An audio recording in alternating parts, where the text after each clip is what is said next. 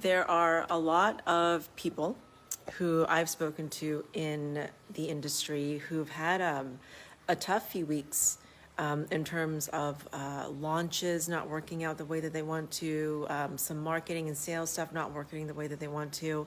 And then on the flip side, I know of other people who are having their best week ever, who are having their best month ever, who have been making more money than they have ever before.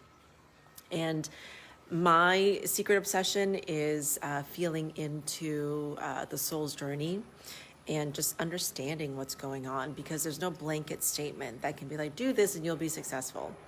And I wanted to share this message because you might find yourself on either end of the spectrum. And I just wanted to share what I got from my connections with Source and my meditations when just kind of feeling into the two dichotomies.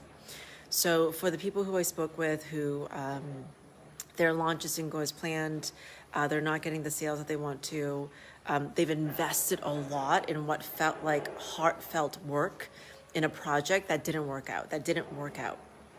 And some of them are very intuitive and it was very clear the lesson for them. And some of them got off some conversations with some of them.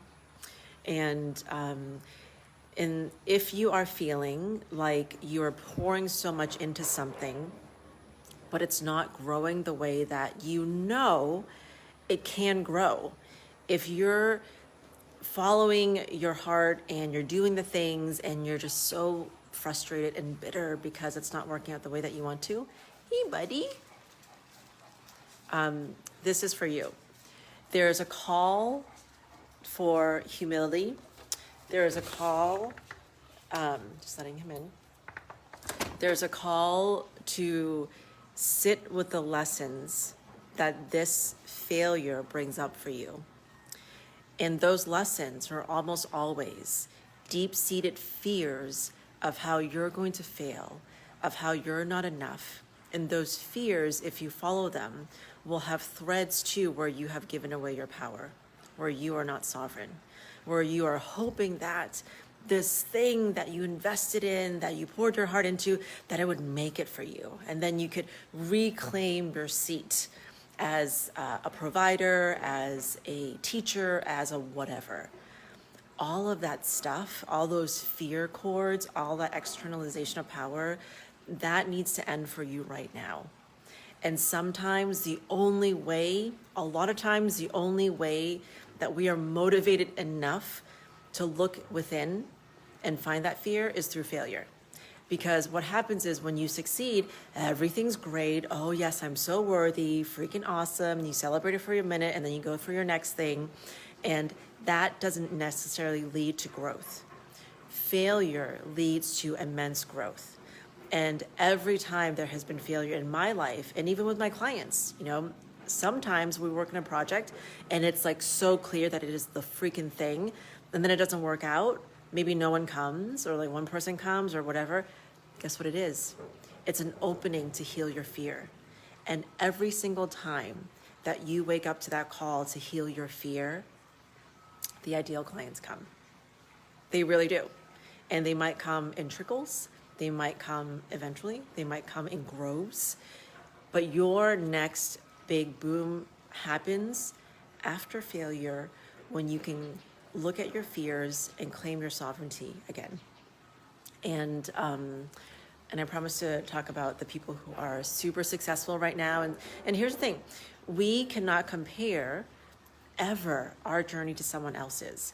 Because the people who are, let's say we're seeing doing so well right now, sometimes those people have gone through hell to get there, right? And they have really gone through hell to get there, and they claim it, they own it, they've done the work, they deserve it. Not to say you don't deserve it if you don't go through hell, but like this could be like their winning moment, and you're on your ascend and you're witnessing someone's 10, 20, 30 years of hard work. And that's freaking awesome. Don't compare yourself to them. Also, people don't talk about this, but we all know this is true. Sometimes, and it makes me feel bad to say this because I'm not like celebrating it, although I know everything that happens in our life is good, but sometimes you're watching someone at the height of their success before self-destruction. before they realize that, holy shit, I built all this on this really unstable foundation of my ego, and it's not gonna last. And we see this all the time, or more often we don't see it because people don't celebrate that, right? But just being someone who knows people who've gone through that, and actually bring these people who've gone through that into my groups and to connect with my clients so they can see the reality of what is shown on social media. And even if you see someone on their full, being in their full success, or on their rise, or whatever it is, you really can't judge that because you don't know what's behind it most of the time. And so be happy for them, celebrate it, right? Kind of take that as a sign that you are also on the rise, but never compare yourself to them. Never rob yourself of the power of your own journey. Sit with the discomfort of the things that haven't worked out for you. Sit in the discomfort of the things that you tried and maybe tried again and maybe tried again and failed. And this time, find the cord of fear where you have externalized your power of you feeling worthy and you feeling successful because it's been attached to this outcome.